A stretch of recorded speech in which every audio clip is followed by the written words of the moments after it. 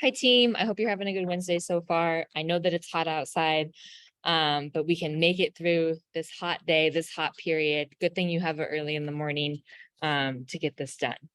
I'm not here today. I am on campus. I am in the media center if you need me, if there's something urgent.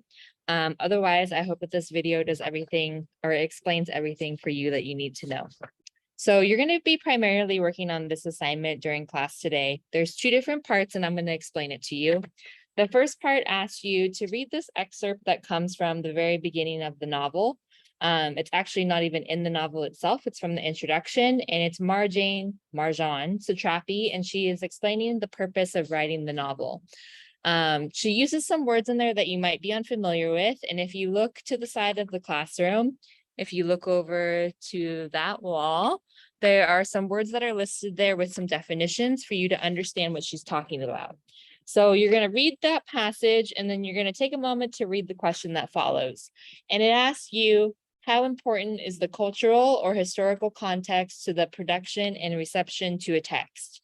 So that is asking you, based on what she says, do you think it's important or is it not important to know where and when a text was written and what was happening around that time? How important is it for us to know about where it was written? And also how important is it for our reception or our reading and understanding? So like how much of that information should we know in order to have the best understanding of what has happened to the people in Iran as told by Marjane Satrapi. The second part is that you are going to use that 2-page passage that you looked at or that you found over the weekend, and you're going to answer one of the 5 questions that are listed on the bottom of the handout.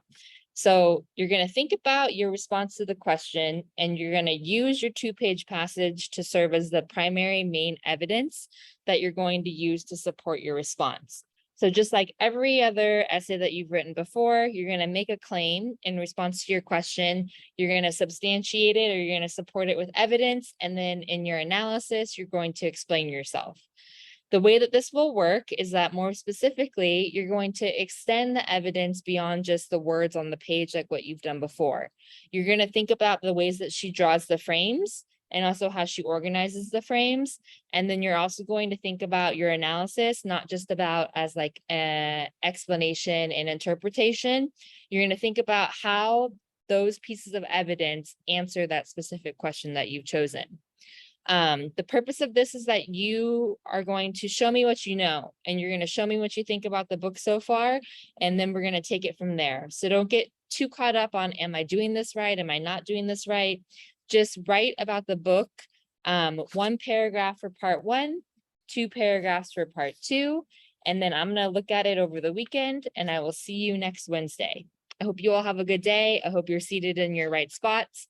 The back desk should not have any people in them besides 1 cluster, should only have students in it. The seating chart is on the board. Y'all need to be responsible. You all need to be good representatives of the HCA and make me proud. And then I'm not going to see you on Friday, but read chapter 6 and 7 and do your notes in preparation for Friday's class because your assignment is going to be based on that. All right. Email me if you have any questions and take care.